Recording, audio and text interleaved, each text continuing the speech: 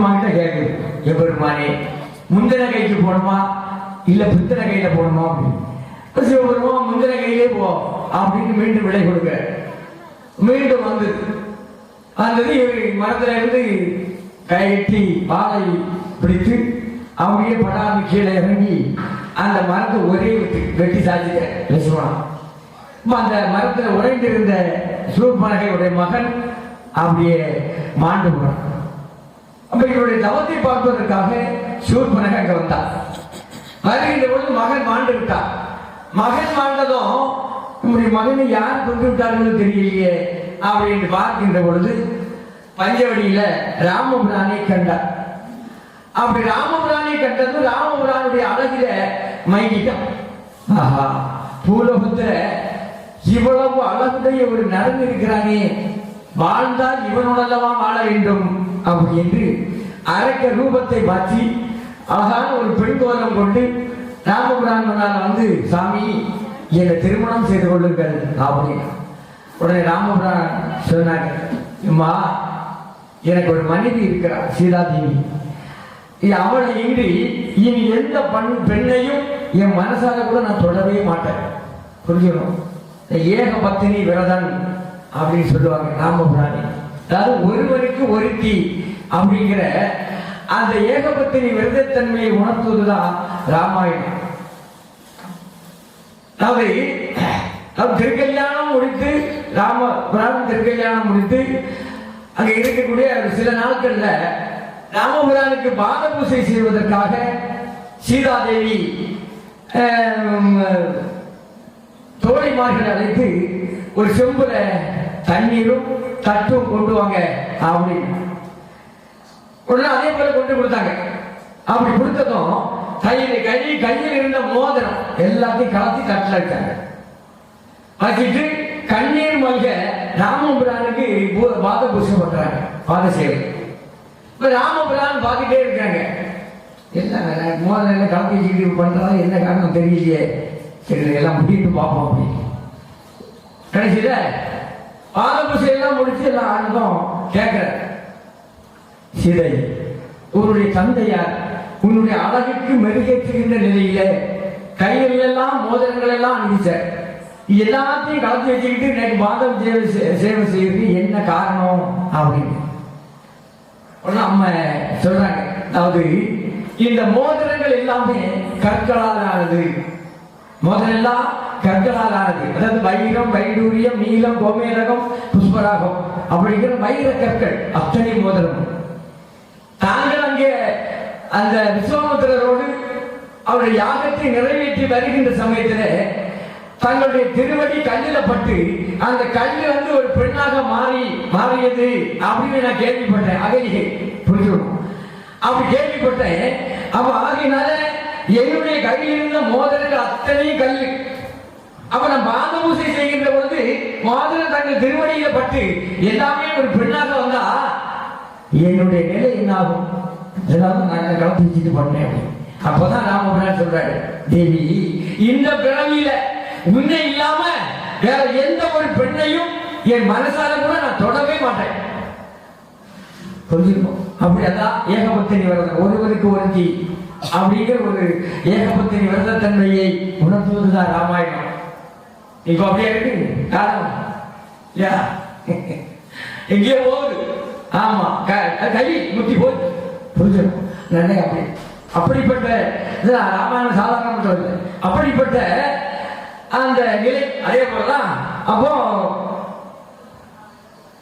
சூர்பனைக்கு சொன்னார் ராமபுரன், என்னால ஒன்னு கல்யாணம் பண்ண முடியாதுமா, என் தம்பியை போய் பாரு அப்படின்னு. இப்ப லட்சுமணன் பாக்குறான், ஓ இவன் அழகா தானே இருக்கான், இவன் கூட சேர்ந்துடலாமே அப்படின்னு ரிஷிமலரோட சேர உறவாடி இருக்க ரிஷிமலர் கையில் இருந்த மாலை கொண்டு உடம்பெல்லாம் வச்சு அப்படியே ஊழப்படுத்தி விட்டுட்டார். வேதனை அந்த வேதனையோடு போய் ராவணன் கிட்ட போய் சொல்றான். எப்படி சொன்னா, நீ நடந்த சம்பவம் வேற, அங்க போய் சொல்றான். எப்படி அண்ணா, காட்டுல ஒரு பெண்ணு கமல திருமகள் போல நம்ம சிவதேவியான்னு சொல்றான். நாட்டில் ஒவ்வா கண்ணி நான் கண்டதே இல்லை, இவ்வளவு அழகுடைய ஒரு பெண்ணை நான் கண்டதே இல்லை, அவ்வளவு அழகு. ஆனா அவனோட 2 பேர் தான் இருக்கான். தங்களுடைய விரல் கை விரலுக்கு ஒரு விரலுக்கு 2 விரலும் ஆக மாட்டான். ஆகையினால தாங்கள் இப்போ போனா சீதையை கவர்ந்துட்டு வந்துடலாம் அப்படின்னு இப்ப சொல்றான், மாத்தி சொல்றான். உடனே அவன் பார்த்தான், அது யார் அங்க வந்திருக்கா அப்படின்னு அவன் நிச்சயில பார்க்கின்ற பொழுது தெரியுது, ஓ சீதை வந்திருக்கிறான், இவளை எப்படியாவது கவர்ந்துடணுமே அப்படின்னு நேர மாரிசனுக்கு போனான். மாரிசன் தன்னுடைய மாமன் போய் சொன்னான், மாமா அப்படி விளையாடுகின்ற பொழுது சீதை அதை பிடித்து தரும்படியாக ராமன் கிட்ட கேட்பான். அப்ப மான பிடிக்கிறதுக்கு ராமன் துரத்துவான். அப்படி துரத்துகின்ற பொழுது பிடி கொடுத்துட கூடாது, ரொம்ப தூரத்துக்கு போயிருக்க, அப்படி அந்த இடைவெளியில போய் நான் அவனை தீர்த்துட்டுவேன் அப்படின்னா. உடனே மாரிசன் பார்த்தான், அது யாருதான் ஞாபகத்திருக்கா அப்படின்னு அப்ப ஞான திசையில பார்க்கின்ற பொழுது அவனுக்கு தெரியும், ஓஹோ ராமபுராணம் லட்சுமாதேவிலா. உடனே ராவணா இந்த வேலை மட்டும் வேண்டாம்ப்பா, சாதாரண மனுஷனி நினைக்காத, இறைவனாகும் அகிலாண்டேஸ்வரி வந்திருக்கிறாங்க, நீ உன்னுடைய நினைப்பு இல்லை, இந்த வேலை வேண்டாம், நீ வேற ஏதாவது வேலை என்ன என்கிட்ட சொல்லு அப்படின்னு. உடனே இவன், நான் வேலை சொன்னா போறியா போக மாட்டியா, இல்லைன்னா இப்ப கொல்லுவேன் அப்படின்னு வாழை வாங்கி நிற்கிறான். மாரிசன் வெட்டுறது. இப்போ மாரிசன் பார்த்தா, ஓஹோ எப்படி நமக்கு மரண நிச்சயம், போகலைன்னா இவன் கொல்லுவான், அங்க போனா ராம கையில நமக்கு மரணம் தான், ஆனா இவனுடைய கையிலே மாண்டால் நரகம் தான் கிடைக்கும், ராமபுரானுடைய கையில நமக்கு மரணம் தான் என்ன கிடைக்கும், வைகுண்டம் கிடைக்கும். புரியுங்க ஐயாவுடைய பிள்ளைகள் எந்த நிலையில் ஆனாலும் சொல்லலாம், ஐயாவுடைய பிள்ளைகளாக நமக்கு ஒரு மரணம் வந்து சொன்னா கண்டிப்பாக நம்முடைய ஆன்மா பான் போகாது, இறைவனோட தான் போகும். புரிஞ்சுக்கணும். ஆகவே அதான் சொல்றது, இப்படி நமக்கு வைகுண்டம் கிடைக்கும், இவன் எட்டு போனாலும் போட்டோம் அப்படின்னு சொல்லிட்டு மாயமானாக கோலம் கொண்டு மாரிசன் துள்ளி விளையாடலாம். அவன் மானுக்கு அழகை கண்டு அம்மை சீதாதேவி, சுவாமி இந்த மானை பிடிச்சி தாங்க விளையாடுறதுக்கு அப்படின்னு. உடனே ராமபுரான் பிடிக்கிறதுக்கு ஆயத்தமாட்டார். உடனே லட்சுமணன் தடுக்கிறார், அண்ணா இது வேண்டாம், ஏதோ ஒரு மாய மாதிரி இருக்கு, சூழ்ச்சி தான், அதனால வேண்டாம் கேள்வி. உடனே ராமபுரான் சொல்றாங்க, இல்லப்பா, அதாவது தெருக்க கல்யாணம் முடிந்து இதுவரைக்கும் அவன் எந்த பொருளும் என்கிட்ட கேட்கல, இந்த மானை தான் கேட்டுக்கிறான், பிடிச்சு கொடுத்துருவோம் விளையாடுறது தானே. அப்படி மானை பிடிப்பதற்கு ஓடுற மானை ஓடுது, ஓடி ஓடி ஓடி ஓடி ரொம்ப தூரத்துக்கு போயிட்டு கடைசியில ராமபுரம் பார்த்தாரு, இனி இது வேலைக்கு ஆகாது அப்படின்னு அப்படி ராமபானத்தை எடுத்து விட்டார். ராமபானம் பட்டதும் அந்த மாயமான் உருவம் மாறி மாரிசனாக மாறி லட்சுமணா பயம் சீதா பயம் அப்படின்னு ஒரு சத்தத்தை போட்டுக்கிட்டு அப்படியே உயிரை மாரிசன். உடனே இந்த சத்தம் இங்க கேட்கு பஞ்சாபியில. உடனே அம்மா சொல்றாங்க லட்சுமணர்கிட்ட, தங்களுடைய அண்ணனுக்கு ஏதோ துன்பம் வந்திருக்கு போல, ஓடி போய் பாருங்க அப்படின்னு. உடனே லட்சுமணருக்கு தெரியும், தேவி அண்ணனுக்கு எந்த துன்பமும் யாரும் செய்ய முடியாது, ஆகவே நீ கொஞ்சம் அமைதியாக இருக்க அப்படின்னு. கேட்கல, சொல்லக்கூடாத ஒரு வார்த்தையை போட்டாங்க. உடனே மன்னன் வந்து போய் அப்படி ஒரு கோட்டை கிழிச்சு போட்டார், இந்த கோட்டுக்கு இந்த பக்கம் தாங்க வந்துடக்கூடாது அப்படி போட்டுட்டு நடக்க போற. அப்படி போக இந்த இடைவெளியில ராவணன் பண்டார கோலத்துல வரான் பிச்சைக்கு. வந்தவன பிச்சை கேட்டான். உடனே உள்ள இருந்து கன்னிவகை எல்லாம் கொண்டு கொடுக்க போறாங்க. சுய ரூபமானான்.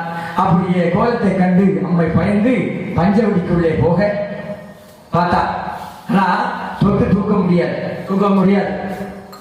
அதாவது ஒரு சாபம் ஒண்ணு ராவணனுக்கு, எந்த ஒரு பெண்ணையும் அவனுடைய விருப்பம் இல்லாமல் தொட்டா தலை வெடிச்சிடும், அப்படி ஒரு சாபம் ராவணனுக்கு. அதனால தொட முடியாது. இனி அம்மையை தொட முடியுமா? அகிலா. ஆகையினால்தான் அந்த இருந்த இடத்தோட அப்படி இறக்கி தூக்கி ரதத்தில் ஏற்றி ஆகாய மார்க்கமாக கொண்டு போறான் அம்மை லங்காபுரிக்கு. அப்போ பட்சிக்கு அரசன், அதாவது பறவைகளுக்கு அரசனாகிய ஜடாயு பகவான் அவர் போய் பறந்து போய், ஏ ராவணா அம்மையை விட்டுருடா, சாமி ஐயன் இல்லாத நேரத்தில் நீ இப்படி தூக்கிட்டு போட்டு நியாயமா விட்டுரு அப்படின்னு இவர் எதுக்கிற. அவன் என்ன பண்ணா, வாள் எடுத்து அவருக்கு இறக்கி அப்படி வெட்டிட்டான், பறக்க முடியல. அப்படியே கீழே விழுந்து ராமா ராமா அப்படின்னு. ஏன்னா அந்த செய்தியை ராமன் கிட்ட சொல்றது வரைக்கும் என் உயிர் போக கூடாது, அப்படி ராமா ராமா அப்படின்னு பாடிட்டு இருந்தாரா ஜடாயு பகவான். புரிஞ்சு சொல்லுவார், பிறகு சொன்ன பிறகு உயிர் போகும், இப்படி ராவணன் கொண்டு போறான் அப்படின்னு ஐயா ராமபுரான் சொல்லுவார். அப்படி அங்கே அவர் கீழே விழுந்தார். கொண்டு போய் அசோகவனத்துல சிறை வைத்தார்.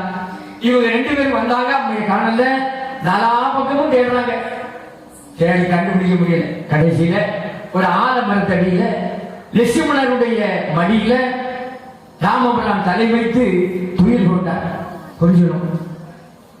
அப்போ அந்த நிலை என்ன பார்த்தா, அதாவது ஐயாவை மகாவிஷ்ணுவாக இருந்த பரந்தாமன் பள்ளி கொண்டிருந்த அந்த வெள்ளி மணி மெத்தை, அதான் லட்சுமணன்.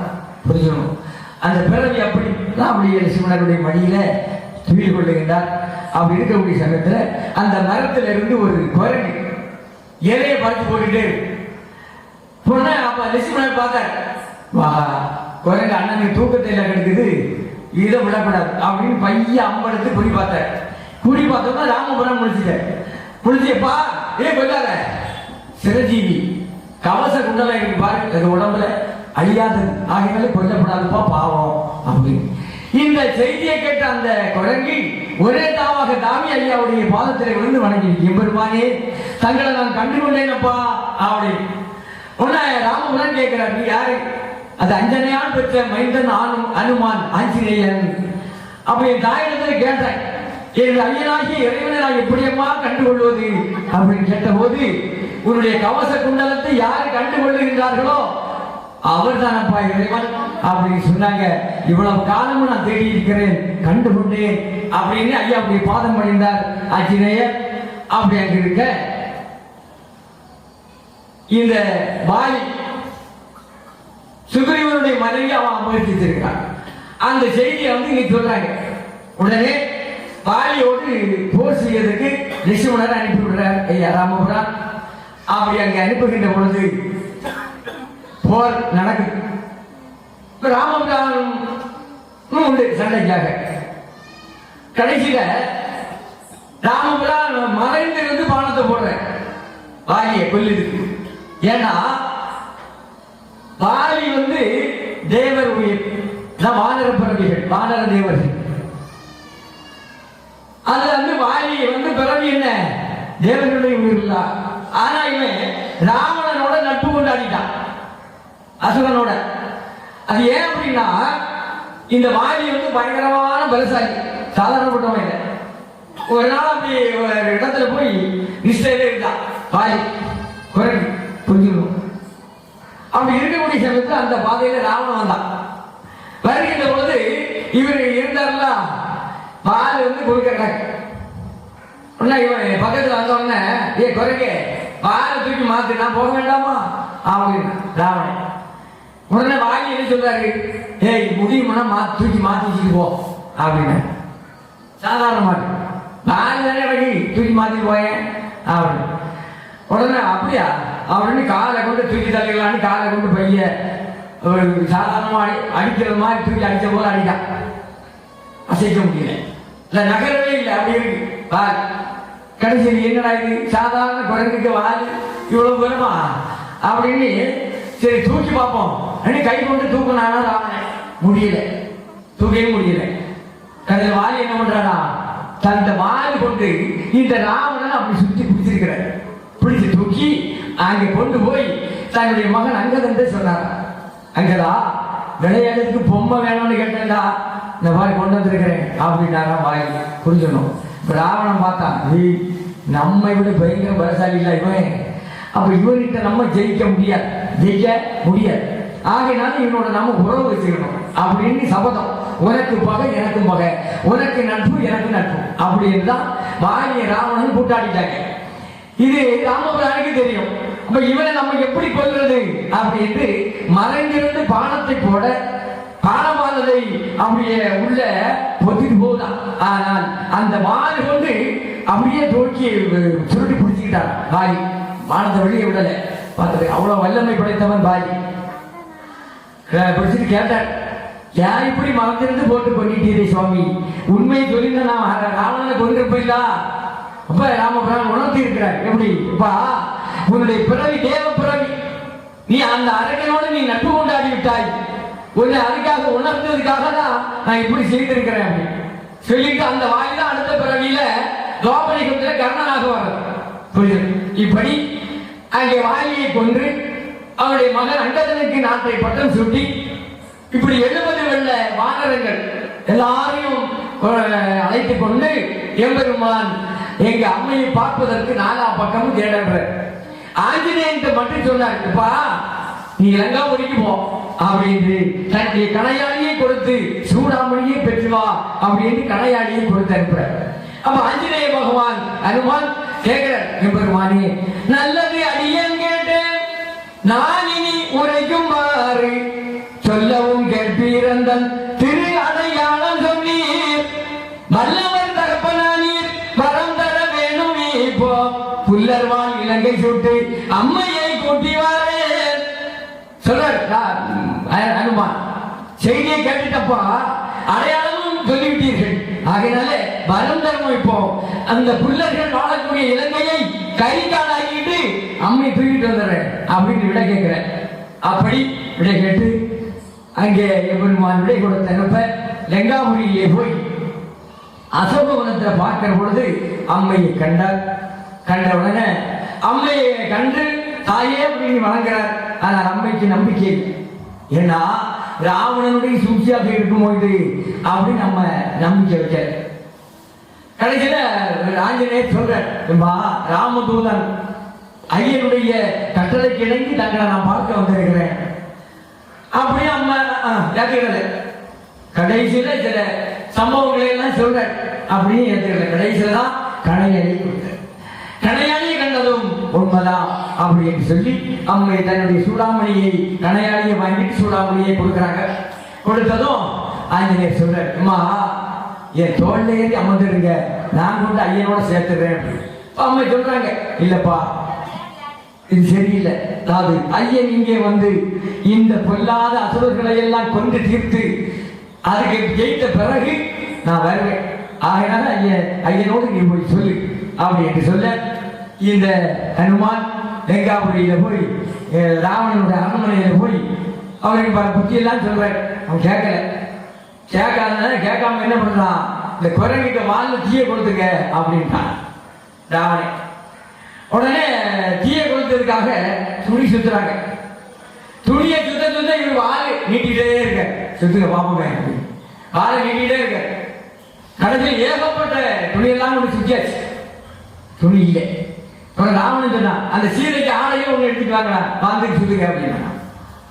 உடனே அம்மிக்க தாயுடைய ஆடையா வேண்டாம் அப்படின்னு அப்படி நடத்திக்கிட்டார் ஆஞ்சநேயர். புரிஞ்சுக்கணும். அப்படி தீயை கொடுத்த லங்காபுரிய தீக்கிரையாக்கி அங்கே ராமபிரான் இடத்துல வந்து செய்தி சொல்ல ராமபிரான் 18 வெள்ள வானர 70 வெள்ள வானர சேனைகளை எல்லாம் துணையோடு லங்காபுரியிலே போய் அங்கே ராவணனோடு சண்டையிட்டு ராவணாதிகளை எல்லாம் கொண்டு தீர்த்தார் எம்பெருமான்.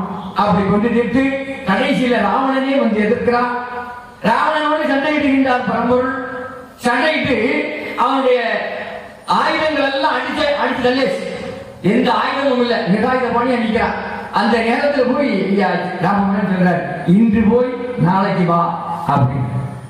எதுக்கு சொன்னாரு, சரி அப்படியே போய்கிட்டு மனசு மாறி சீதாதேவியை விட்டுட்டான்னா இவனை கொல்ல வேண்டியது இல்லையா, எதுக்கு கொல்ல போறோம் அப்படின்னு தன்னுடைய மனைவியை அமர்த்தி வச்சிருக்கிறான்.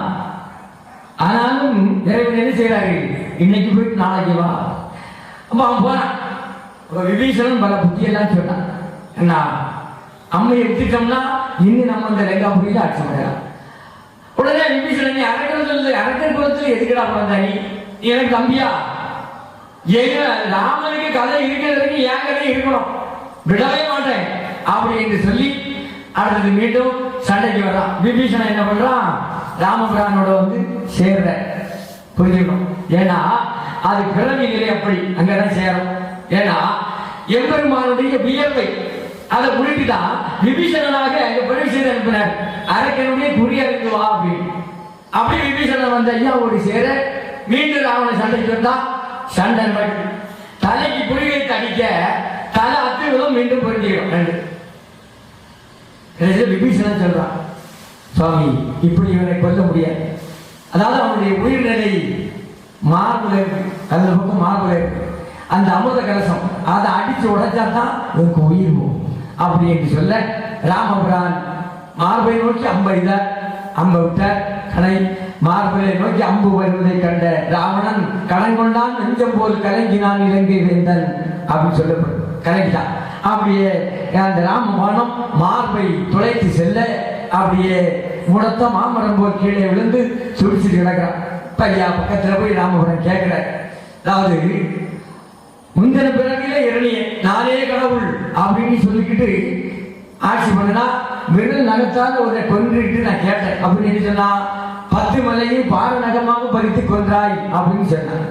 அதனால இந்த யுகத்துல 10 மலையும் உனக்கு சிரசு 10 தலையாக தந்து குஜபலமுடைய தம்பிமார்கள் இந்திரனை வெல்லக்கூடிய சக்தி உடைத்த மகன் உனக்கு இந்திரஜித் இப்படியெல்லாம் தந்து ஈசனை மயங்க வைக்கக்கூடிய வல்லமை உனக்கு. ராவணன் சாதாரணப்பட்டவன் இல்லை, பயங்கரமான ஒரு சிவபக்தர் புரிஞ்சுக்கணும்.